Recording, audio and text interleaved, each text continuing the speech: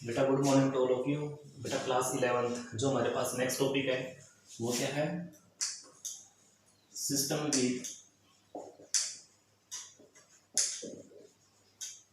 With variable mass.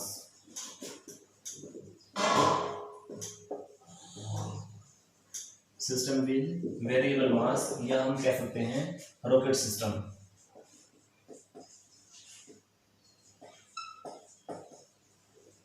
ठीक है, rocket system या सिस्टम विद वेरिएबल मास। ठीक है, काफ़ी इजी टॉपिक है। ठीक है, तो काफ़ी इजी टॉपिक है। देखो क्वेश्चन जो नाम से पता चल रहा है सिस्टम विद वेरिएबल मास, इसका मतलब वेरिएबल का मतलब क्या है? चेंजेबल। कि हर बार यदि मास को चेंज करवा दिया जाए और पूरे सिस्टम पर जो इफेक्ट पड़ेगा, तो क्या इफेक्ट पड़ेगा किसी रॉकेट के लिए? तो हम दूर से एक चीज़ बता सकते हैं कि जब किसी ऑब्जेक्ट का मास यदि चेंज होता है, चेंज का मतलब क्या, कम होता है, तो वहाँ पर वेलोसिटी क्या करती है? इंक्रीज करती है। जहाँ पर mass change velocity also increased. तो देखो समझो इसको। हमने मान लिया ये रॉकेट सिस्टम है, ठीक है। स्टार्टिंग में इसके 2-3 केस चल रहे होते हैं और हर बार इसकी जो वैल्यूज रहेंगी वो कुछ डिफरेंट रहेंगी। कैसे चेंज होते हैं देखो एक बार। हमने मान लिया स्टार्टिंग में जो इनिशियल टाइम है वो क्या है? 0 टाइम पर जो रॉकेट अभी रेस्ट में है। 0 का मतलब क्या है? जहां पर वैल्यू किसी टाइम इंटरवल के लिए 0 का मतलब क्या है? अब वो रेस्ट में है। जब रेस्ट में है तो इसका मास हमने क्या मान लिया? m0। और इसकी जो वेलोसिटी है वो क्या है? v0। वेलोसिटी क्या है? v0 है। इसका मतलब क्या है? वो मूव नहीं कर रहा। उसका मास क्या है? m0 रेस्ट मास है। और यहाँ साथ में क्या है? फ्यूल है। ठीक है, जब किसी टाइम t पर हमने मान लिया कोई टाइम की वैल्यू t है, इसका मतलब क्या? कोई ना कोई फिक्स टाइम है, वहां से उसमें उड़ना शुरू करता है। जो उसकी वेलोसिटी हो जाती है वो v हो जाती है, मास उसका m हो जाता है। ठीक है, अब जैसे वो अपनी स्पीड को पकड़ लेता है, स्पीड तेजी से भागता है, तो मास क्या हो जाएगा? कम होना शुरू हो जाता है, क्योंकि यहाँ से फ्यूल क्या हो जाता है? बर्निंग होना शुरू हो जाएगा। तो उसका मास तो हो गया कम, हमने मान लिया m माइनस डी एम, क्योंकि मास क्या हो गया? डिक्रीज। और डी एम का मतलब क्या है? चेंजेबल मास। जब मास चेंज है तो वेलोसिटी क्या होगी? इंक्रीज। तो उसको मान लिया dv। जब मास कंटिन्यूसली चेंज्ड है, वेलोसिटी कंटिन्यू इंक्रीज्ड है, तो टाइम क्या करेगा? कम होगा ज्यादा होगा? टाइम कम होता जाएगा। तो हम लिख सकते हैं v इज इक्वल टू जो हमारे पास t है, टाइम हमारे पास है कंटिन्यूसली, टाइम की वैल्यू और जो चीज याद रखना, टाइम हमारे पास है कंटिन्यूसली बढ़ता जाएगा है, और वो कितना होगा? t plus dt। ठीक है, तो हर बार तीनों वैल्यू क्या है? चेंज्ड है। तो जब देखते हैं हम तीनों वैल्यूज को तो कुछ रिजल्ट इस हिसाब से मिलता है कि t0 इसका मतलब क्या है? इनिशियल टाइम 0 पर जो हमारे पास ऑब्जेक्ट है, और ऑब्जेक्ट क्या? रॉकेट है, वो कंटिन्यूसली मूव करेगा। स्टार्टिंग में t0 पर रेस्ट मास m0 है, उसकी वेलोसिटी v0 है। जैसे वो किसी टाइम पर उसने उड़ना शुरू किया है, वहां पर उस जो उड़ना शुरू किया वो टाइम क्या है? t है, उसका मास क्या है? m है, और वेलोसिटी क्या है? v है। तो जैसे ही अपवर्ड में जाएगा तो वेलोसिटी क्या करेगी? Continuously increased, v plus dv। मास डिक्रीज और टाइम तो कंटिन्यू बढ़ ही रहा है। ठीक है, तो यदि हम इसका लीनियर मोमेंटम निकाल के देखें, ये दोनों कंडीशन में कि लीनियर मोमेंटम निकाल के देखें तो कैसे इंक्रीज करेगा। और एक चीज देखो, जब कोई भी ऑब्जेक्ट ऊपर की तरफ मूव करते हुए गया है, ठीक है, अपवर्ड में जाएगा, तो जो हमारे पास एक्सेलरेशन है वो नेगेटिव रहेगी। इसको याद रखना। जब कोई भी ऑब्जेक्ट नीचे की तरफ आता है तो एक्सेलरेशन अब क्या रहेगी? पॉजिटिव, क्योंकि डाउनवर्ड में एक्सेलरेशन जी की वैल्यू क्या रहेगी? पॉजिटिव। अपवर्ड में जी की वैल्यू क्या रहेगी? नेगेटिव। तो देखो लीनियर मोमेंटम इक्वेशन बना के देखो इन्हीं फॉर्मूले से। लिखो फॉर लीनियर मोमेंटम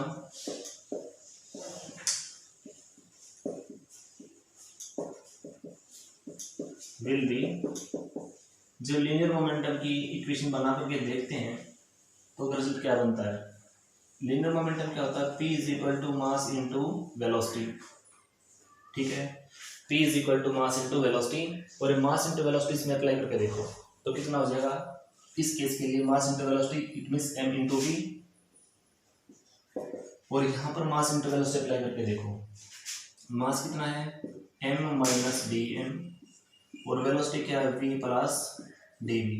ठीक है, ये मास और वेलोसिटी तो इसके लिए है, लेकिन जब हमारे पास क्या अपवर्ड में मूव करता हुआ गया है, ठीक है, तो उसका एक्सेलरेशन क्या है नेगेटिव, और जब हमारे पास वो ऑब्जेक्ट मूव करता हुआ गया है उसका एक्सेलरेशन यदि एक्सेलरेशन हमारे पास क्या है नेगेटिव क्वांटिटी है, तो हम कह सकते हैं इसका जो मास है वो कितना था d m, acceleration negative, it means v into g, it means velocity is in the negative direction g। तो यहाँ से देखो मल्टीप्लाई करके देखो, एम वी मल्टीप्लाई करो mass into velocity minus v into d m plus m into d v minus d m d v minus v g और d m. Clear है? देखो हमने क्या किया है, m v as it is है, पहले v की मल्टीप्लाई करो, v की वैल्यू m से एम वी हो गया, v की वैल्यू डी एम से वी डी एम हो गया, अब d की वैल्यू m से एम डी वी हो गया, और डी वी डी एम दोनों मल्टीप्लाई, यहाँ पर minus v g d m. Clear है? अब जो हमारे पास हायर क्वांटिटी है उसको नेगलेक्ट कर दो, जो लोअर क्वांटिटी है उसको मल्टीप्लाई करवा दो। देखो जब पूरी इक्वेशन को इधर लेके आते हैं तो रिजल्ट क्या बचता है, m v minus m v, इधर आकर quantity plus v plus d m minus m d v plus d v plus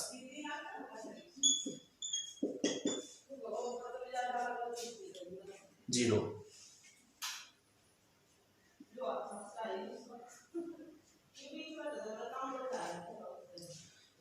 किया क्या अब तक, एम वी, ये जो राइट साइड में इसको पूरी क्वेश्चन को इधर ले आए, minus m v plus v d m minus m d v plus d v d m plus v g और डी एम। अब देखो एम वी से एम वी कैंसिल हो गया, और जो हायर क्वांटिटी है जैसे डी वी डी एम, ये क्या होगी नेगलेक्ट, क्योंकि हायर क्वांटिटी हमेशा कहती है लोवेस्ट कंपैरिजन में नेगलेक्ट होती है, बाकी क्वांटिटी को बाहर निकाल दो और आंसर निकाल दो। तो यहाँ देखो ये तो है वी डी एम, ये है एम डी वी, और ये क्या है डी एम। अब ये और ये दोनों क्या है, एक तरह से कॉमन रिजल्ट है डी एम के लिए, यहाँ से डी एम बाहर निकाल दो, कितना बचेगा d m v plus v g, और यहाँ पर क्या है m d v is equal to m into d v. ये बात समझ आई? सिर्फ क्वांटिटी को मल्टीप्लाई करवाया है, इधर लेके आते हैं तो ये रिजल्ट आता है। अब इसको आगे रिवर्स कर देंगे कि जो वेलोसिटी है उसको चेंज करवा देंगे और बाकी रिजल्ट को आगे निकालेंगे। देखो कैसे,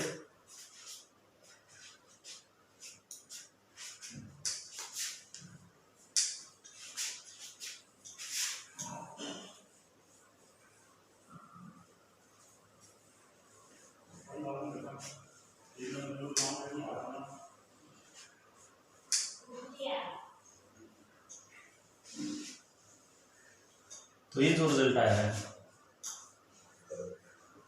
D m v plus v g is equal to m into d v. अब जो हमारे पास ये रिजल्ट है v प्लस वी जी, इसको हमने रिप्लेस करवा दिया इसी वेलोसिटी के साथ, जो अपवर्ड में है वो हमने लिख दिया नेगेटिव u। तो इसको जब रिप्लेस करवाओगे तो हम लिख सकते हैं इसको d m minus u is equal to m into d v. यदि हम यहाँ से m की वैल्यू निकालते हैं या डी वी की वैल्यू निकालते हैं, डी वी की वैल्यू निकालेंगे तो कितना हो जाएगा minus u d m upon m, ये आएगा continuously change in the velocity. अब दोनों तरफ इंटीग्रेट करवा दो, तो यहाँ लिखो टेकिंग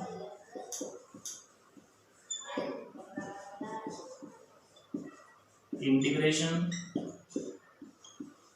ऑन बोथ साइड, दोनों तरफ इंटीग्रेट करवाओगे तो कुछ रिजल्ट ऐसा बनेगा,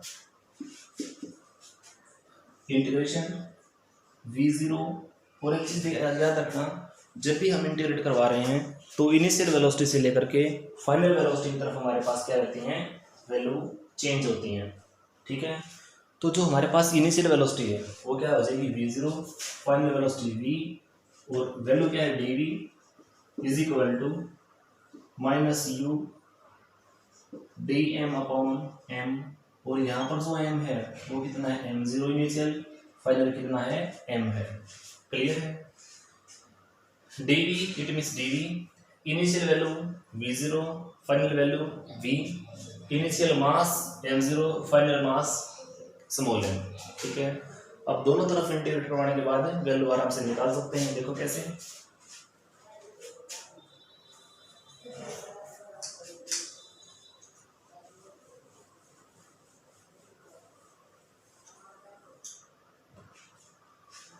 dv का result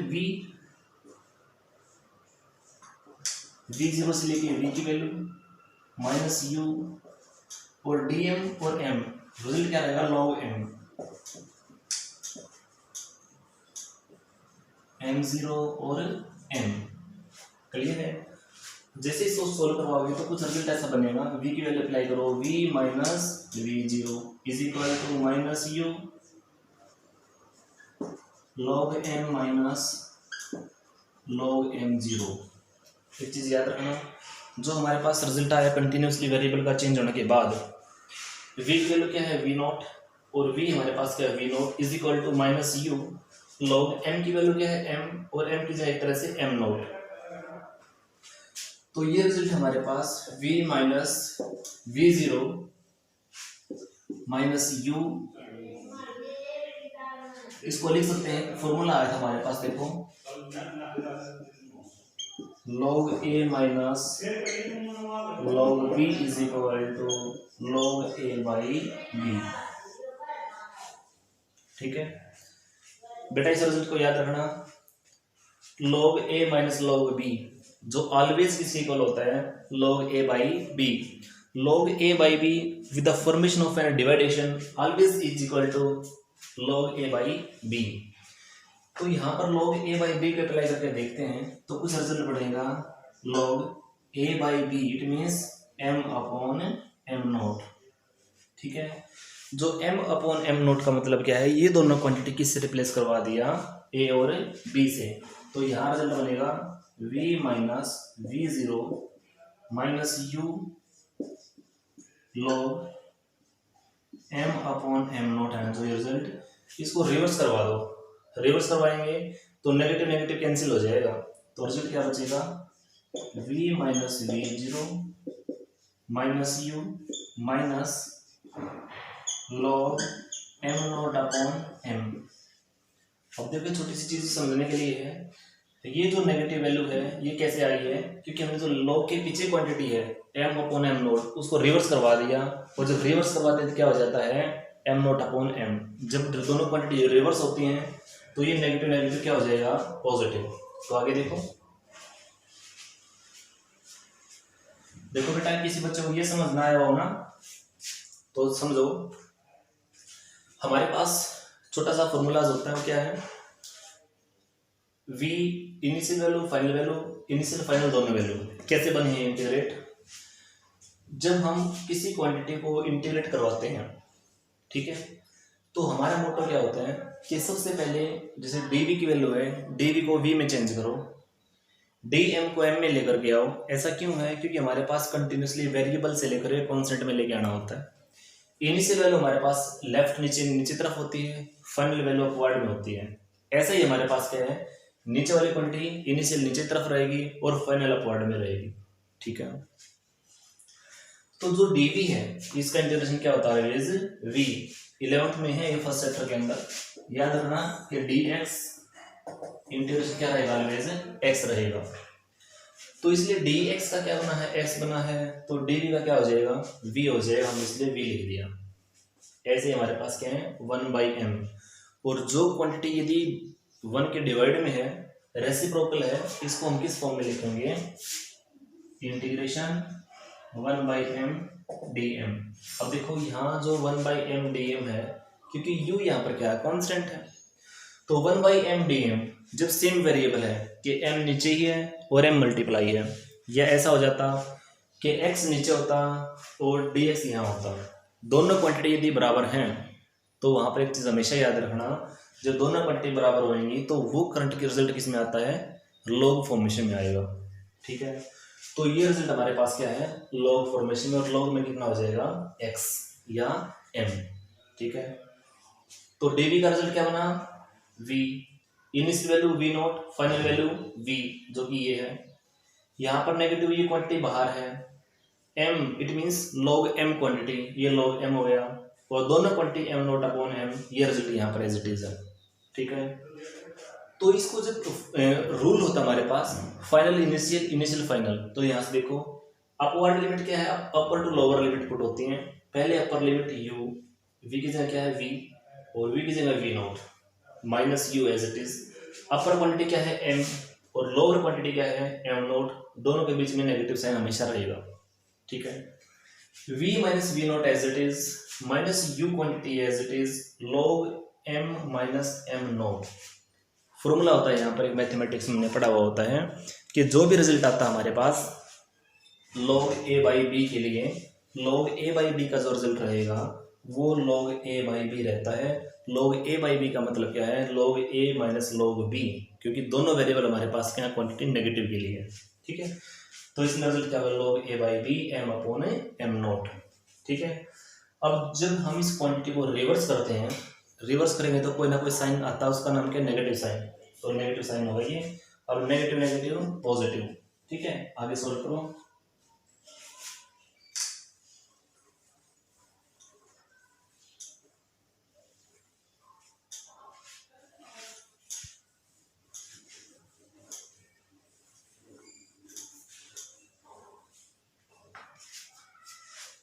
v minus v not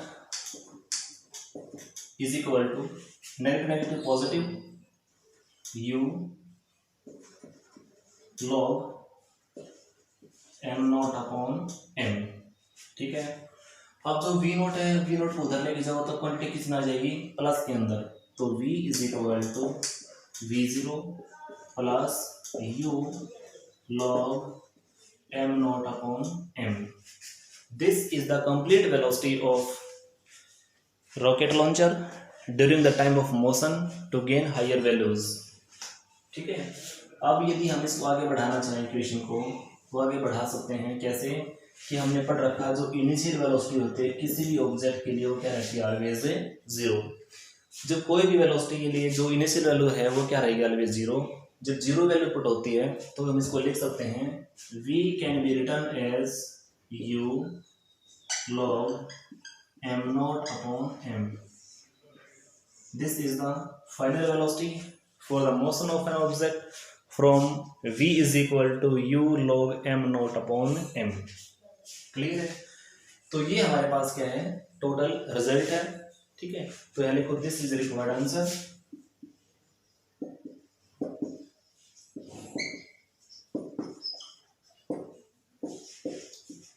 For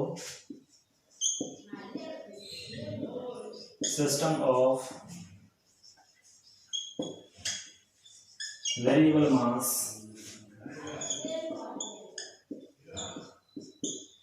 with rocket launcher या with rocket system। ठीक है, इस इक्वेशन को हमेशा याद रखना, क्योंकि जो हमारे पास ये क्वांटिटी वेरिएबल के लिए आई है, v हमारे पास क्या है, फाइनल वेलोसिटी, u क्या है, इनिशियल वेलोसिटी, m नॉट हमारे पास क्या है, जो रॉकेट का रेस्ट मास है, और m हमारे पास क्या है कि वो मास जब वो मूव करने लग रहा है। लॉग हमारे पास क्या, दोनों इक्वेशंस का रेशियो। तो बेटा इनको यहाँ तक कर लेना, बाकी यदि कोई भी समस्या है तो definitely you can easily ask with me. Thanks to all of you, have a nice day.